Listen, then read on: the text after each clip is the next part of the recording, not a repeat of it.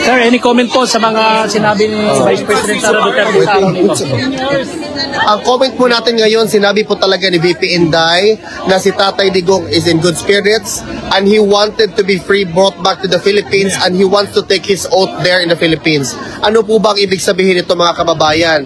Si Tatay Digong po ay nararapat talagang pauwiin sa Pilipinas dahil doon talaga ang kanyang bayan, doon siya pinanganak, at magsiservisyo pa po siya doon sa tinatawag natin na Davao City, kung saan po siya ay nanalo.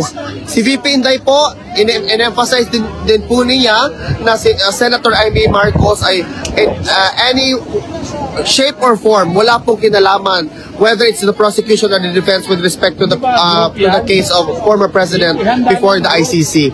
Mga kababayan, makita-kita po tayo bukas din doon sa Land Van Regan para po sa celebration, rally at celebration. Andito na po si VP Sara kasama ang kanyang mama. Andito na ho sila. Hello, ma'am. Welcome back, Miss Zimmerman. Welcome back po. Welcome back. Welcome back. Happy birthday. Thank you, ma'am. Baby.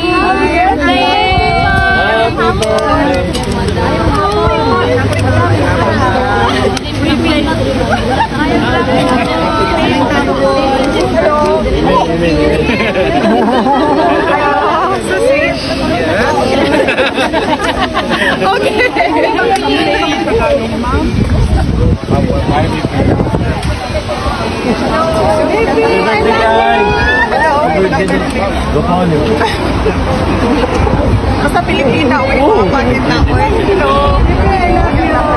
Maraming salamat sa my president. Ay, si Mami! Ay, Mami!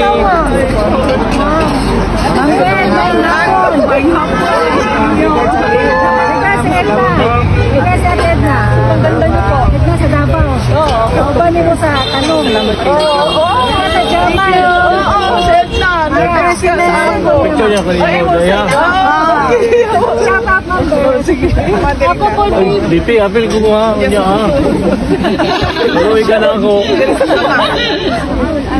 Ay, napin ko. Salamat. Hello. Hi. Dream come true. Thank you. Naana si VP Sara, kauban ng ihang mama. Pertik na po pa. Papa.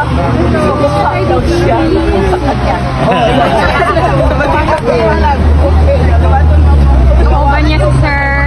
Sa likod niya si Attorney Harry Roque. So, ang iyang mama mo, ano siya, naka-green. Guwapa kayo, grabe. Finally, nakaabot na si VP Sara. Makabayan yung telepono mo. Okay? Okay. Mama, tanaw. Pagkit si Mama. Okay. Thank you, ma'am. Mama,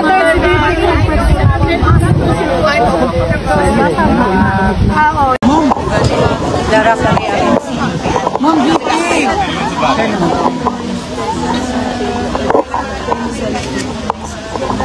Wow, BP, namali. thank you sa supporta ninyo.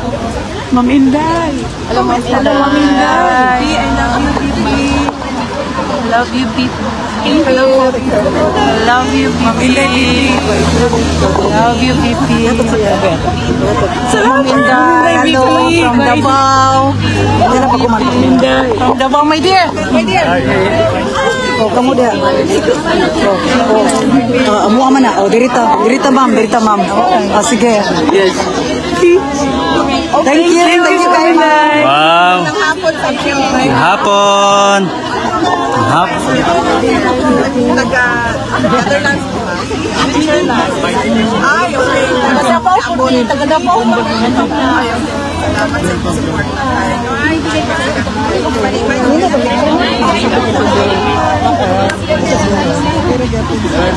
Nasa harap pa.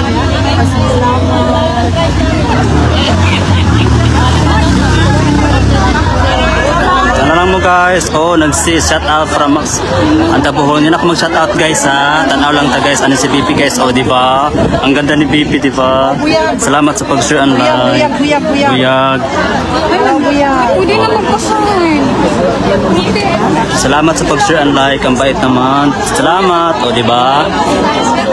Oh. Oh, di ba? Salamat. Diri ang nindot nga live o tanawa guys. Oh, naka-smile o selfie o. Kuala na sila. Ang bulpin. Palak ka, mag-prepare mo. Ambin, patigalan din. Wala, sinabi mo. Hindi yan, ano na ako. Original news. Salamat po. So guys, hindi na po si Bibian. Tingin po, focus na.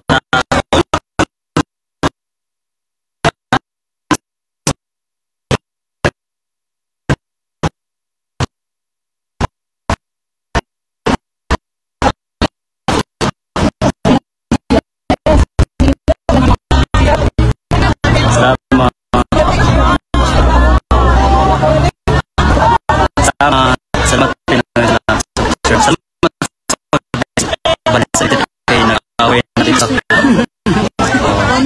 happy birthday BP. Watching. Salamat. Oh, di ba? Happy birthday ma'am. Ay, salamat sa pag-share. Buyag. Salamat.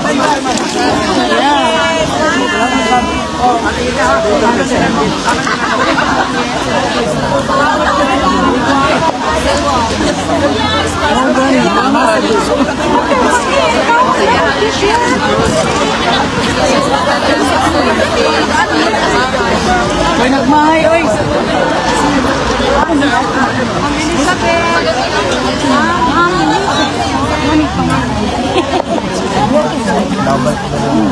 Tapos GMA and SMNI will ask.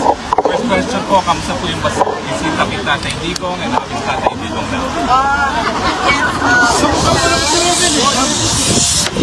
Yes, okay lang yung na-late kami kanina. So, 30 minutes late kami. So, isang oras na lang yung nagawa namin sa pag-isip namin.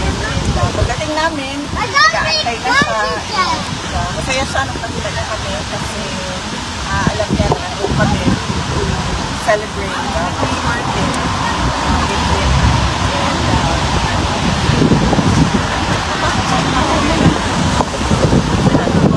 As usual, pilihan ko din siya ng Coke Zero.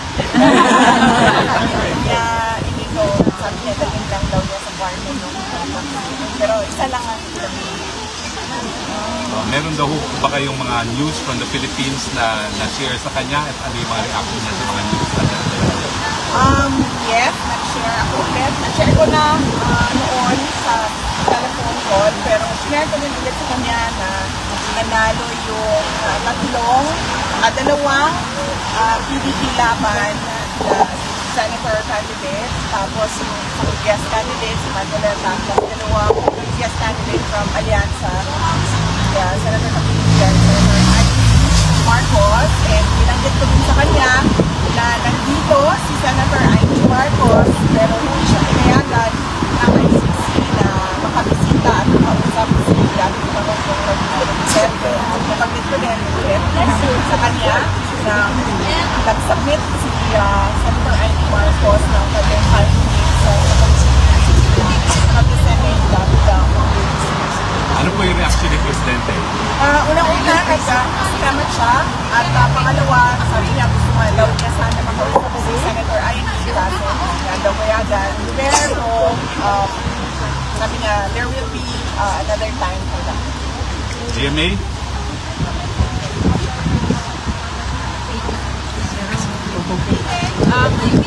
Bukod po dyan, 88% po ng respondents sa SWS survey ang nagsabing mahalagang harapin ninyo ang impeachment at sagutin ang mga aligasyon. Para raw malinawan ang publiko at malinis ang inyong pangalan. Ano po ang masasabi niyo sa ganitong pananaw? I totally agree. Kasama ako dun sa 88% sa yan na nagsasabi. At ako ay parang thankful sa opportunity na malinis yung pangalan sa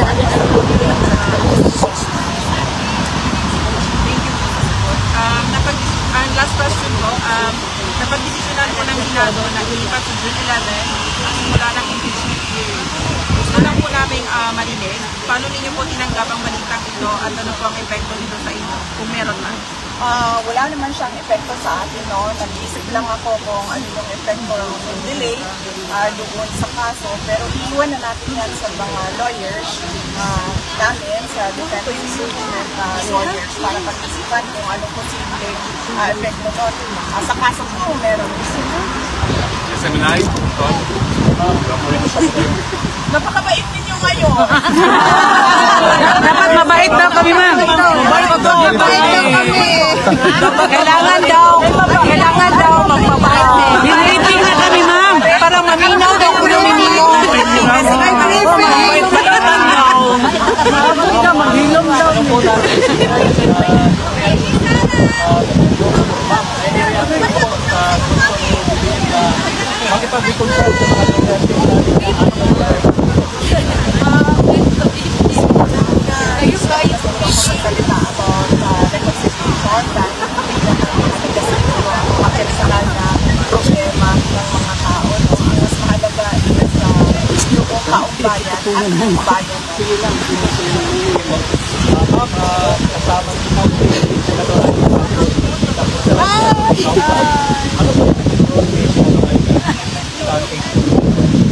Ay, wala po road si Senator Ivy sa former President ng Duterte. So, nandito lang siya para kausapin si Atty. Kaufman kung ano man yung napag-usapan nila. Wala ako doon. So, mas mahalaga siguro na makausap ninyo si Senator Ivy Marcos at wala siyang role po sa either sa defense or doon sa ICC sa prosecution. Ito ma'am, last question na lang. Sa usapan mo yung walang kasi din po si Atty. Ganton na mag-business person mo. Kasi mo yan, pagka talaga kayo ito ay abante bilang sa pagpilitan mo. While sa Malacanang, ang diyan naman si Anton Pierre. I-comment po sa posibilidad na hindi namin napag-usapan sa Office of the Vice President pero sa ito kami sa talino at tapang so gusto niya magsalita go. Tama. siguro from the audience, one question. Ma'am, ang question po ma'am, kamusta po si President? Mayroon po siya mensahe para sa Pilipino na nasa labas. Yes, ang message niya is we are all ruled by destiny and I am here because of my destiny, whether it's right or wrong. Nakauli na ba si Tatay?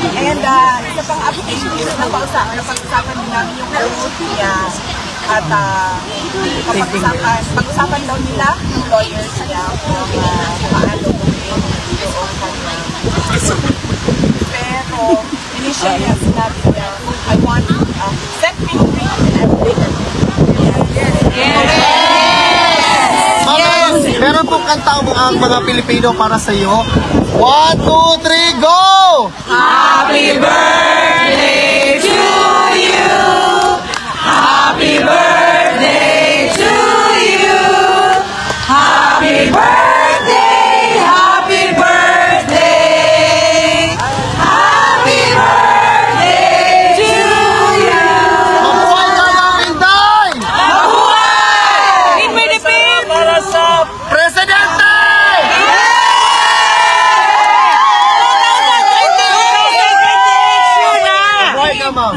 Presidente for 2020.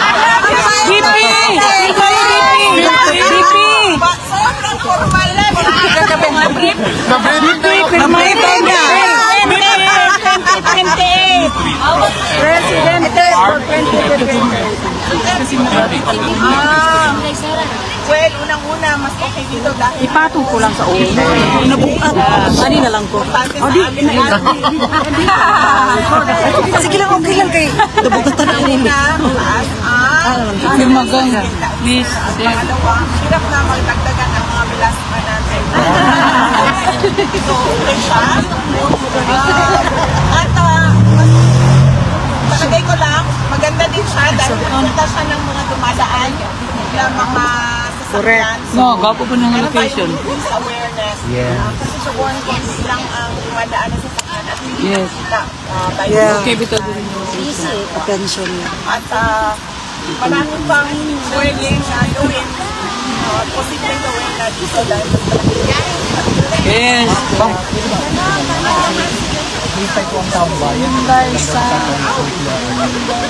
actually lahat tayo, no, nag-aantay kung kailan tinatrabaho ng kanyang mga lawyers. Sana ay mangyari as soon as possible time dahil kami mga Tagagabaw City ay kailangan lang ng support. Love you! Anton, mga please, to be back with all of you. Welcome! Dahil lahat naman tayo dito ay nagpapakilang ng suporta ng dating Pangulong Kaya masaya ako na makasama kayo ulit. Hindi natin gusto na pabalik-balik tayo dito sa The Hague, Netherlands dahil malungkot ang dahilan kung bakit tayo dito lahat. It's true. Pero masaya din ako dahil nakikita ko yung bayaningan ma'am. Filipinos at yung pagkakaisa natin sa kagustuhan natin na ibalik si Duterte at ibalik ang tunay na pagbabago. Yes! Tatay Digong good meal. Lahat kayo ay invited bukas sa ating rally ICC Send Duterte Home. 9 a.m. to 12 noon sa Land Van Reyes.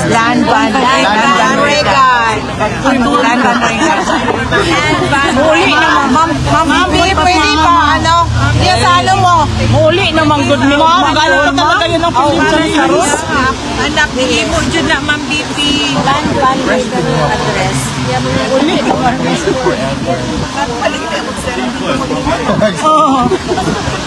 Thank you so much. Sa Republic po. Endorse na dyan si Juan, mayur yun. Thank you kayo. Salamat. Gathering original. Hindi na tama tingala kung nang gapa si Vice President. Wow, kuya. Wow, kuya. sa mother and daughter, diba, lagi mas maganda yung anak sa nanay. Sabi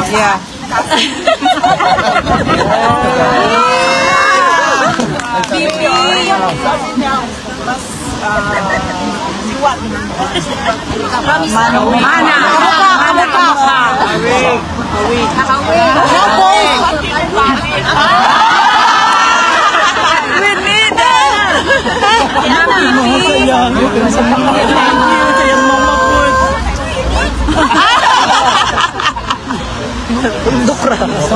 Salamat kayo, Pipi. Ka sa akong anak. Para sa imo, Mama. Salamat kayo. Thank you kay Ella. Salamat kayo. Upa family from Switzerland. 27. Thank you, Mom, Pipi. Mabuhay si Inday Sara Duterte!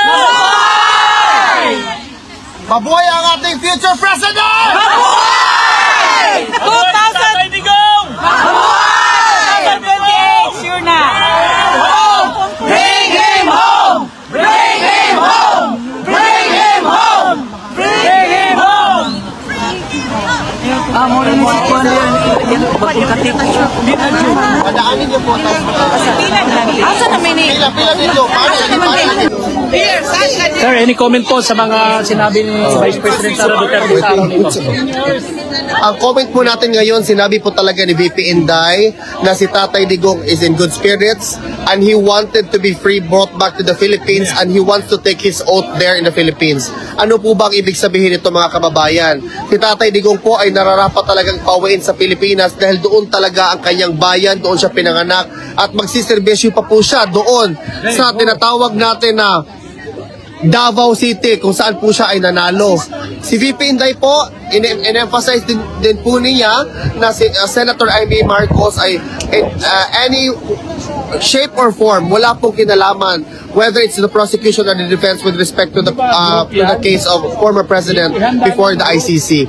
Mga kababayan, makita-kita po tayo bukas din doon sa Land Van Regan para po sa celebration, rally at celebration ng birthday ni former ni VP Inday Sara. Yun lang po, sir. Thank you, sir. Mabuhay po kayo. Mabuhay din po kayo, sir. And po, mga kapartners, ang update po sa oras na ito dito sa The Hague, Netherlands, sa ICC Detention Facility na kung saan bumisita po ang ating mga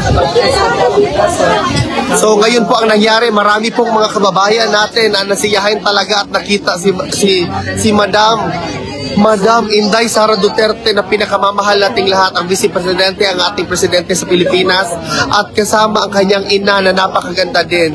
Sila po talaga ay mga magaganda ang lahi, at saka nasayahan po si VP Inday dito sa Duterte Street kasi nga po naproprotektahan daw kaming dalawa kasi yung putis namin, guys. Guys, napakasarap po talaga makita ang ating hope nandito mismo sa Netherlands. Ang pinakamamahal natin na Vice Presidente na walang kakeme-keme, walang halong kemikal, walang mga sa puso, walang galit, puro kasiyahan, puro kagandahan, puro positive lang ang niraradiate lang niya po. Very patient po talaga siya. Mabuhay po ang Pilipinas at ang mga Pilipino. Ipaglaban po natin si Tatay Digong hanggang sa mundo, hanggang sa dulo, I mean.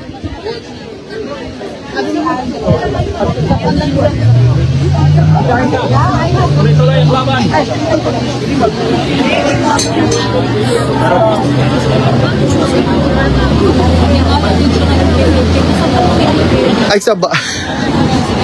Ay sabah dia. Ay sabah dia. Amo na sa taon ko.